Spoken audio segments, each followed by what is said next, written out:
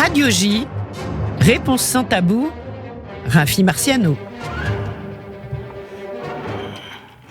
Bonjour à tous les auditeurs, merci de nous rejoindre pour cette nouvelle émission des Réponses sans tabou. Vous êtes bien sur Radio J et vous avez bien raison. Alors aujourd'hui, on va accueillir un ardent militant, déjà depuis 50 ans, responsable de nombreuses associations de défense des Juifs, militant des droits de l'homme, du respect de la pluralité juive, du respect de toutes les sensibilités. Jean-François Schtroumpf, bonjour. Bonjour Rafi. Alors vous êtes directeur adjoint aussi de l'ECUJ et vous avez la responsabilité des activités culturelles dans l'équipe, des Ulpanim, du Bet Alimoud, des conférences, des débats, des Zooms. Mais aujourd'hui, on va parler aussi de l'ECUJ, mais aussi cette année 2022, c'est une année environnementale, comme vous avez déclaré. Vous allez consacrer l'année 2022 verdir le judaïsme. Quel titre prétentieux! Oui, c'est un titre provocateur volontairement, parce que de temps en temps, il faut donner un grand coup de pied dans la fourmilière, et les Juifs sont pas très favorables dans leur majorité, hein, il y a pas de généralisation, mais sont pas très sensibles au message. Pourtant, on fait passer beaucoup de messages sur cette même antenne. J'ai deux émissions, l'une avec Léa le mercredi matin. Oui, vous êtes le chroniqueur attitré de Radio J. J'ai le jeudi matin une émission avec Ilana sur Israël et l'environnement. Et donc, et une chronique dans Actualité Juive qui s'appelle Tikkun Olam. Tout est annoncé, c'est clair. On essaye de sensibiliser le public juif à la question environnementale. Mais verdir le judaïsme, c'est qu'une partie du programme. C'est le séminaire de Yeshaya d'Alsace. Mais il y aura une année environnementale tout entière. Alors, on va y venir. Alors, Jean-François Schtroumpf, l'année 2022, bien sûr, démarre aujourd'hui, mais l'ECUJ, l'espace culturel et universitaire juif d'Europe, c'est pas simplement un lieu privilégié de la culture juive, de l'accueil de toutes les sensibilités, de tous les courants de la vie juive. Et c'est une marque, mais vous avez aussi le Bet Alimoud, l'enseignement, où enseigne toutes sortes d'enseignants, de toute sensibilité. Les publics viennent de partout. Vous avez aussi le plus grand Ulpan d'Europe, et en Zoom, et en présentiel. Et vous avez aussi développé cette idée de la culture ouverte à tous et pour tous. On peut rentrer à l'ECUJ par la fenêtre qu'on veut, par la clé qu'on veut, et quand quelqu'un franchit le seuil de votre maison, qu'il soit pratiquant ou pas pratiquant, c'est pas votre affaire. L'essentiel, c'est que vous voulez transmettre la culture juive. J'ai bien résumé? Mais tout à fait. Alors, je donne encore un petit coup de chapeau à mon collègue et ami et mon patron, Gadi Bgui, directeur général de l'ECUJ, parce que il y a aussi maintenant, depuis 3 mois, le club de jazz. L'ECUJ est devenu un club de jazz, très naturellement. On a vu la consécration, la consécration dans le journal Le Monde, toute une page. Absolument. Donc, ça veut dire que quand on tente quelque chose, en général, on réussit plutôt bien.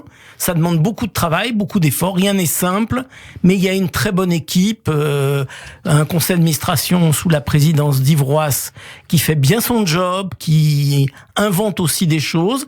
Et puis donc tout ça avec une très bonne équipe. Moi, et vous avez aussi saluer mes collègues. Hein. Ouais. Un directeur de l'Institut universitaire Elie Wiesel, le doyen des études Franck Larowski. Alors tout ça fonctionne, tout ça donne une image extrêmement positive dans la communauté et donne pas simplement une image positive, mais une image de référence. C'est-à-dire que tout ce qui se passe à l'ECUJ, à la rue Lafayette, a des conséquences sur tout l'ensemble des autres centres communautaires. D'ailleurs, on puise dans vos programmes certaines activités dans des communautés de banlieue, etc.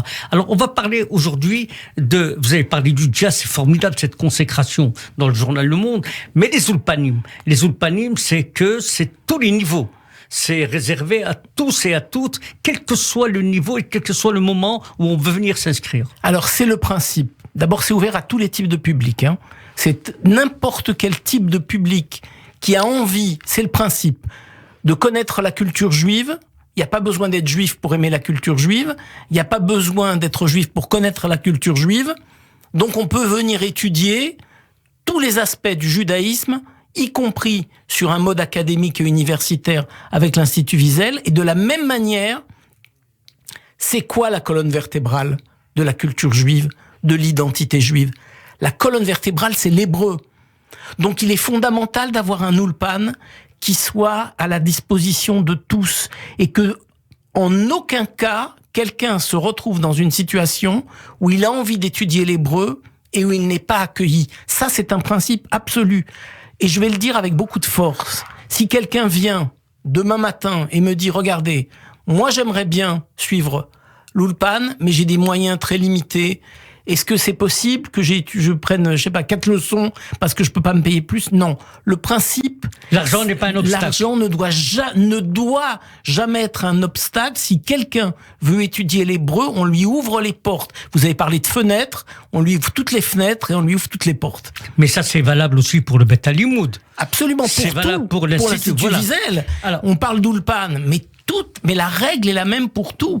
Tous les publics sont les bienvenus chez nous, mais alors, sans limite. L'Ulpan est un espace de référence connu depuis une 50aine d'années. C'est le lieu où il y a une équipe exceptionnelle, des enseignants exceptionnels qui sont au service des élèves, et le public trouve tous les différents niveaux, les différents horaires, quelle que soit l'heure que vous voulez, le jour que vous voulez, et quel que soit votre niveau, vous avez votre place. Alors ça, c'est la règle, mais ce qui est très important, c'est que d'abord, maintenant, il y a un système qui est une sorte de Doctolib, où voilà, je veux étudier l'hébreu, mais je connais pas bien mon niveau. Alors je vais sur le site, je prends un rendez-vous avec Bella Benaroche, qui est notre responsable pédagogique, ou celle qui l'aide, Irit Lipiek.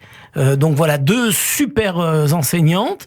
Je prends un rendez-vous, on a un rendez-vous téléphonique comme si on était sur Doctolib, et là, en quelques minutes, ces 2 enseignantes déterminent le niveau, et le travail est absolument exceptionnel. Je lis les rapports trimestriels des profs, on sait exactement à quel niveau du manuel est chaque prof. Je suis à la leçon 12, je suis à la page 114 du manuel, donc quand un élève arrive, une fois qu'on a testé son niveau, il peut rejoindre à tout moment un Ulpan, puisqu'on sait exactement dans quelle classe il va trouver le niveau qui est le plus homogène au sien. Et ça, c'est formidable. Sauf bien sûr les débutants. Les débutants, on démarre une session en janvier, parce que les débutants, il faut qu'ils démarrent Minatrala, à partir du début. Alors ça, c'est l'Ulpan, mais il y a aussi le Bet Alimoud sous la direction du rabbin Claude Sultan. Ça aussi, c'est un phare de référence sur le plan de l'acquisition de connaissances, du savoir. C'est-à-dire étudier aujourd'hui la passion de l'étude. Absolument. C'est dans le cadre du Bet Alimoud. Et ce qui est important, c'est que je crois que la formule est de vous, Rafi. On peut prendre le train en marche. C'est-à-dire que on arrive dans une étude, même si ça fait 3 mois que le texte est étudié, on peut arriver et on est chez soi. Et on démarre quand on veut. Il n'y a pas de restriction, il n'y a pas besoin de démarrer en octobre, on peut arriver quand on veut. La règle est la même. Tu as envie d'étudier le judaïsme, tu as envie d'étudier la pensée juive, tu veux étudier sur texte, parce que c'est une étude sur texte, c'est pas du baratin, entre guillemets. On étudie sur texte, et ce texte est accessible à tous les publics, qu'ils soient juifs, qu'ils soient pas juifs, avec kippa ou sans kippa, hommes et femmes. Tout le monde a accès au texte, parce que les textes du judaïsme sont le bien le plus précieux que nous ayons. C'est fondamental de pouvoir à tout moment s'y plonger. Alors là aussi, c'est toujours la pluralité des sensibilités, la pluralité des courants qui sont représentés. Et donc, mais malgré la pandémie, on continue les cours dans le cadre du Bet Alimoud en Zoom. En Zoom, absolument. Bah, nous, on s'est adapté. À partir du moment où on n'a plus pu faire des cours sur place, on est passé en Zoom. Chaque fois qu'on a pu retourner sur place, on est retourné sur place. Et maintenant, on a un triple dispositif, Rafi. On a les cours présentiels, on a les cours distanciels par Zoom, et on a équipé depuis décembre 2 magnifiques salles hybrides. Salles hybrides, ça veut dire qu'il peut y avoir dans la même classe des élèves sur place et des élèves en ligne. Et il y a des grands écrans, et il y a des caméras. L'élève qui est chez lui à la maison ou l'élève qui est chez lui, qui est dans la salle de classe, se voit et s'entendent de la même manière. Alors, ce qui est remarquable, c'est que vous avez devancé et vous êtes prêt, pratiquement les créateurs de ces nouvelles manières d'enseigner, d'apporter la connaissance dans les maisons. C'est quelque chose de nouveau, de novateur. Alors, on n'est pas forcément à chaque fois les novateurs dans le domaine, mais on sait faire de la veille à 360 degrés pour voir ce qui fonctionne bien ailleurs et dire ça fonctionne bien. C'est important que pour les études juives, on l'ait aussi chez nous. Pour l'hébreu, on l'ait aussi chez nous. La manière dont on organise les salles à Sciences Po en hybride, c'est cette manière-là qu'on a choisi pour que nos élèves, nos étudiants, nos participants à des activités aient les mêmes avantages que s'ils étaient dans une très grande école. Alors, il y a les Ulpanim, il y a le Beth Alimoud, il y a donc les Zooms, comme vous dites, hybrides, en présentiel et en distanciel. Il y a aussi les conférences, les débats, les colloques qui sont animés par des personnalités hors pair, c'est-à-dire des connaissances. Et ça apporte des textes et vous abordez avec courage certains thèmes toujours en avance. Alors, c'est d'autant plus vrai que je crains malheureusement que dans la société française, et même dans certain pan de la communauté juive, on a oublié 2 principes. On a oublié le principe du pile-poule, du débat, les Shem Shamaim, pour faire avancer la bonne cause. Et on a oublié cette formule de la voix du Sinaï qui disait « Elou ve'elou, divrei Elokim chaim ». Cela et cela, c'est la voix du Dieu vivant. Et ça veut dire qu'à chaque fois qu'un débat a lieu, il est positif. Il est très important qu'on continue à débattre dans une société où on ne fonctionne en général que par exclusive et par insulte. Il est important qu'il y ait des lieux de débat et nous sommes privilégiés un lieu de débat où on peut débattre de tout, parce que je pense que le judaïsme a à dire sur tous les sujets de la société et absolument sur tout. Nous avons une voix qui doit compter, on doit nous écouter, mais on doit surtout débattre et pouvoir échanger des idées sans jamais jeter l'anathème sur l'autre. Vous pensez que vous êtes les seuls dans le plan du paysage judaïque? On n'est certainement pas les seuls, mais chez nous, tous les courants peuvent venir. Je pense qu'il y a des courants très ouverts, mais ils restent entre eux, c'est-à-dire qu'ils sont ouverts à eux-mêmes. Ce qui est important, c'est qu'il y ait des lieux où on peut débattre en étant un Lubavitch et un libéral. C'est ça. Quand on me dit, par exemple, que la rue Lafayette, c'est l'espace privilégié de rencontre de tous les courants, mais aussi de tous les responsables communautaires qui viennent demander des conseils à l'équipe de l'Écuche dans tel et tel domaine, le CRIF, le Fonds social. Ils trouvent une inspiration dans la rue Lafayette, c'est toujours... Oui, Rafi, et ça, on l'a pas inventé. On a eu des prédécesseurs qui nous ont guidés. On n'est pas... les gens qui pensent qu'ils ont tout inventé et que le monde commence avec eux, dommage pour eux, parce que la tradition, c'est toujours de se référer à ceux qui, avant nous, ont ouvert ces portes, et il est évident que c'est ni Yves Roas, ni Gadi Bgui, ni moi qui avons inventé l'Institut Wiesel, et il fallait se faire fructifier ce très bel outil de l'enseignement académique, et c'est ça l'idée, c'est nous essayons modestement de nous montrer dignes de nos prédécesseurs et d'être en mesure de faire progresser ce que eux ont initié. Alors, Jean-François Schtroumpf, vous êtes, je rappelle, le directeur adjoint de l'Écuge de la rue Lafayette. On vient de parler, on a fait un brassage de ce qui existe, qui fonctionne et qui est exemplaire pour le judaïsme et qui honore le judaïsme français.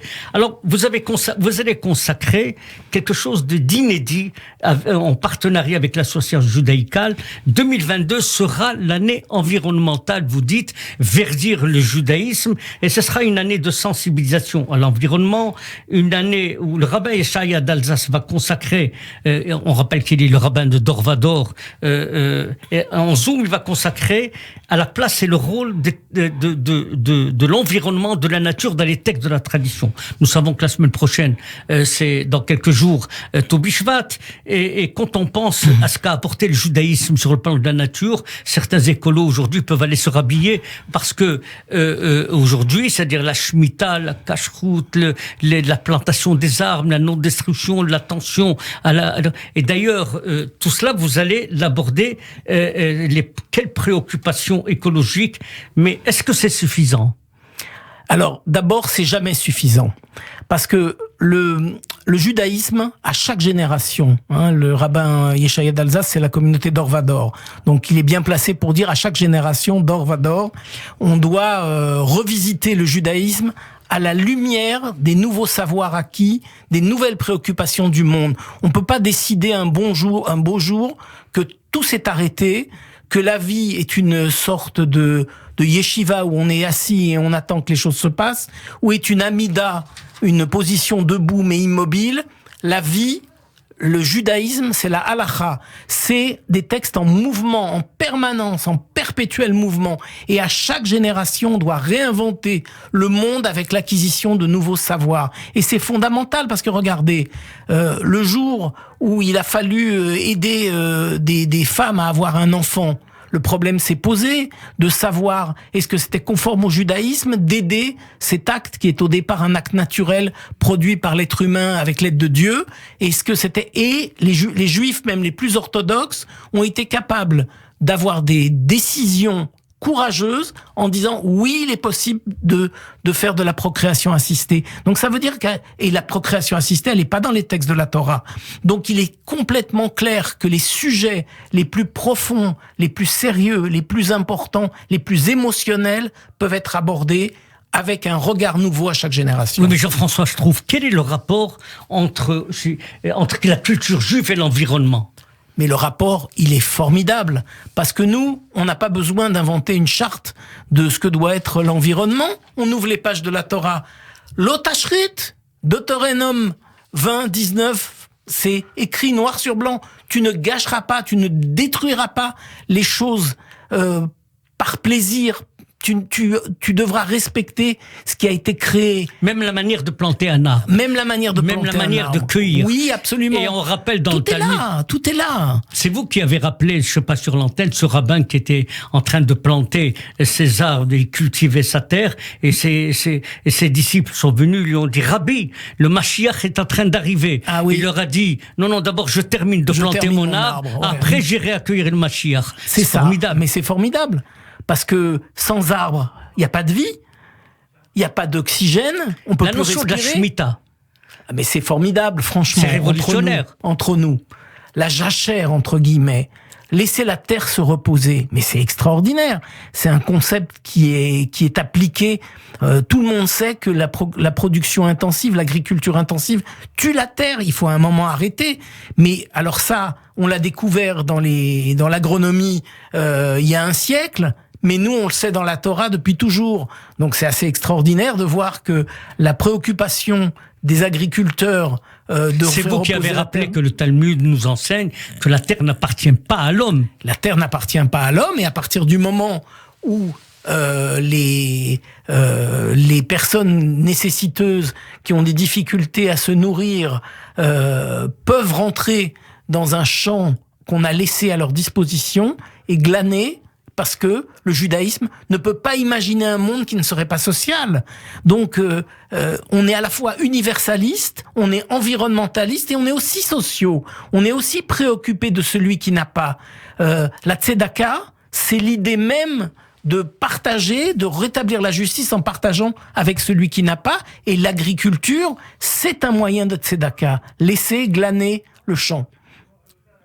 Alors, il y a, bien sûr, à la lumière de tout ce qu'on vient de dire, concrètement, au-delà de la théorie, de toute cette phraséologie qui est très intéressante sur le plan de la compréhension de la place de la nature et de l'environnement dans les textes de la Torah, qu'est-ce qu'un juif, plus ou moins pratiquant, Jean-François, je trouve, peut changer dans sa vie quotidienne pour la rendre plus en phase avec les préoccupations de la vie climatique, plus en phase avec, disons, le Tariag Mitzvot?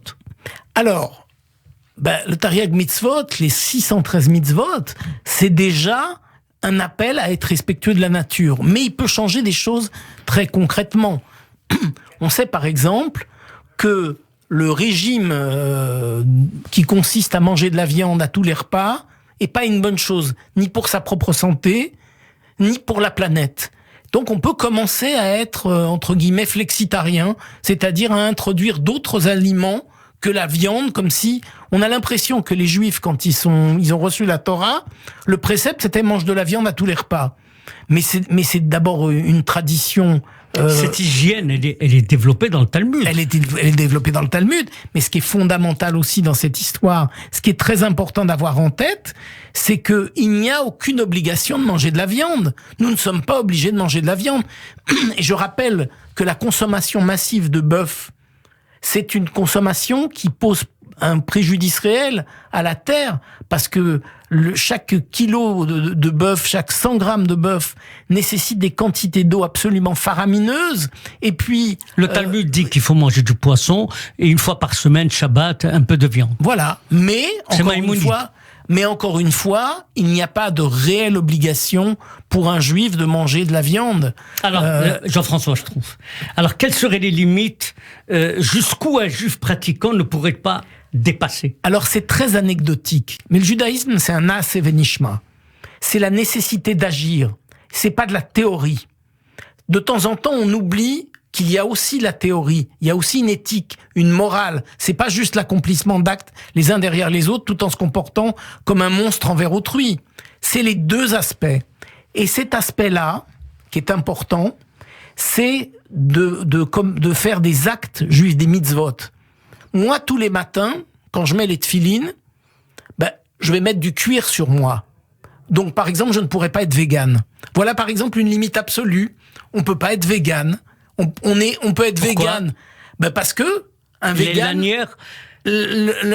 ne va pas porter de cuir de sa vie, jamais. Je dis ça, c'est très anecdotique, c'est pas fondamental, mais c'est pour rappeler que l'observation de toutes les mitzvot, l'observance du judaïsme, nécessite de faire des actes. C'est pas juste dans ma tête, je suis juif, je pratique les mitzvot dans ma tête. Non, ce sont des actes. Et l'action environnementale, ce sont aussi des actes. C'est pas juste de la théorie, c'est de la pratique. Vous diriez que, puisque c'est oblige-fat la semaine prochaine, que le juif, il a bien sûr, dans le Tariag Mitzvot, il a une responsabilité incontournable à l'égard de l'environnement, de la nature. Et il est prescripteur. Il a pas simplement une valeur par rapport à lui-même. Il a un message à transmettre à l'humanité. Et encore plus sur les questions environnementales. On peut pas imaginer un monde qui serait détruit. Si nos actions contribuent à détruire le monde, ça va complètement à l'encontre de nos valeurs. Il y a même des rabbins anglo-saxons qui ont dit « il est interdit de prendre le kidouche dans un verre en plastique, parce que comme le plastique détruit la planète, ça va à l'encontre de l'idée même. » Ça, c'est l'actualité, Jean-François, je trouve. Alors, mais si c'est l'actualité, Jean-François, à la lumière de l'hostilité fréquente à Israël et même au judaïsme de certains milieux écolos, n'y a-t-il pas un risque de confusion entre le combat que vous menez pour la planète, l'écologie idéologique et politique? Alors d'abord, je m'inscris complètement en faux contre le message de pseudo-écologistes qui sont avant tout des politiques, qui sont pas plus engagés dans l'environnement que d'autres partis politiques, ni plus ni moins, et qui sont essentiellement à la recherche du pouvoir et pas d'autre chose. Vous direz qu'ils sont écolos comme moi je suis chinois? À peu près.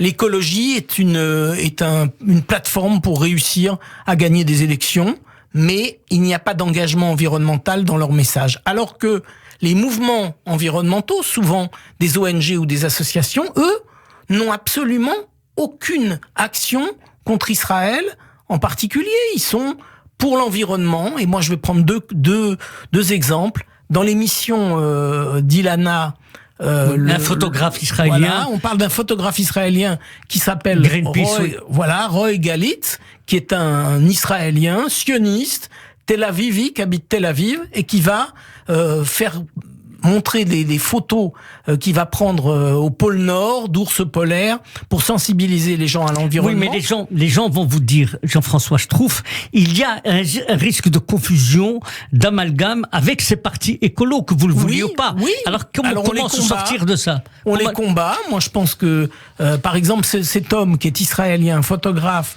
qui a gagné un extraordinaire prix pour la qualité de ses photos, il est l'ambassadeur de l'association Greenpeace depuis 2016. Il est israélien, il est sioniste, et donc une organisation comme Greenpeace n'a aucune manière d'hostilité envers Israël. On pourrait parler de Greta Thunberg, à qui on voulait faire condamner Israël quand la dernière crise avec Gaza. Elle a refusé de condamner Israël en disant « ce n'est pas mon combat, moi je me bats pour l'environnement et je ne condamnerai pas ». Ça doit être clair comme du cristal, a-t-elle dit, que je ne suis ni contre Israël ni contre la Palestine. Alors, Qu'est-ce que vous diriez aujourd'hui à nos auditeurs? C'est quoi le Tikkun Olam à l'approche de Tou Bishvat? Alors, attention, hein, Tou Bishvat, c'est pas une fin en soi. Tou Bishvat, c'est un moment. Mais le Tikkun Olam, c'est toute l'année. C'est une leçon. C'est une leçon. Mais toute l'année, on doit agir pour réparer le monde. C'est-à-dire que je dois pas me contenter de ne pas le détruire. Je dois aussi agir pour contribuer à ce que ce monde aille mieux. Et dans mes actes quotidiens, je dois pouvoir le faire. Et c'est pour ça que le premier séminaire du 12 janvier de Yeshaya d'Alsace porte sur le thème « Verdir la vie juive au quotidien ». Donc c'est intéressant, parce qu'on va apprendre qu'est-ce qu'on peut faire pour faire aller mieux la planète tous les jours en pratiquant son judaïsme. Pour appliquer le Tikkun Olam dans le cadre de la protection de la nature, on va vous rejoindre à l'ECUJ et cette année 2022 avec le rabbin Yeshaya d'Alsace, verdir le judaïsme. Merci Jean-François Schtroumpf. Merci à vous, Rafi. Et à très bientôt. À très bientôt.